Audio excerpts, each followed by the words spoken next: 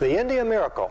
Welcome to India, a country with more staggering contrasts than any country in the history of the world.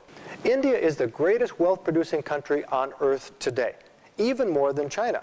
Today, there are more billionaires in India than there are in China, and yet China has the tremendous amount of poverty, even more so than India.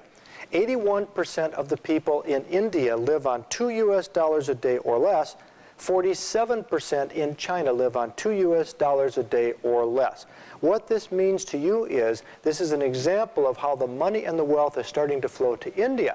And my prediction is that within 10 years, India will equal China and perhaps even overcome China. India is a country of high-tech professionals. You cannot turn around anywhere in India without bumping into high-tech professionals, but they have no low-tech professionals. There are no plumbers, there are no electricians, there are no carpenters.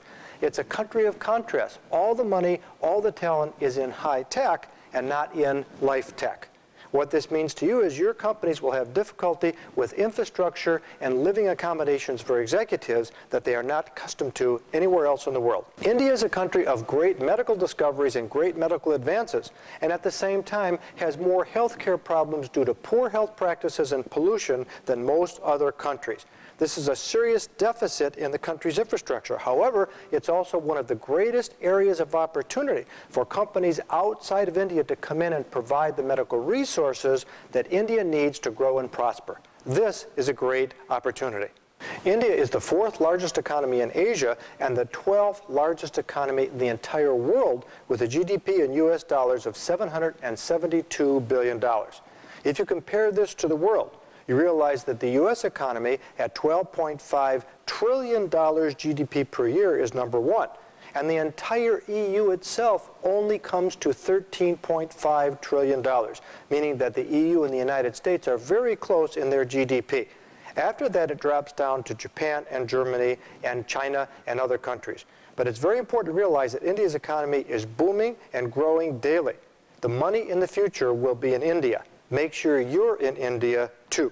Many CEOs around the world have asked me why I'm so bullish on India. They said, what are the real advantages or strengths or competitive advantages of India? I'll give you just a few of the many that exist today in India. To begin with, since India was organized in 1946 and split from Britain, it became an independent coalition democracy. It's one of the oldest democracies in the world, and although it's very bureaucratic, it works. An existing democracy is always good for business. Another reason is the rule of law.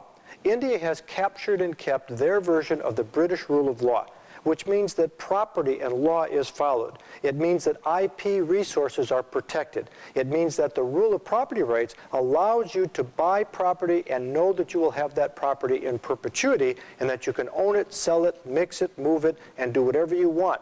That's good for business. Also, India has the connecting languages of English and Hindi, bonding together an enormous country that has over 1,000 dialects of languages and 25 official languages. The English bonding and the Hindi bonding is good for business. India is a country that's good for business and will be more so in the future.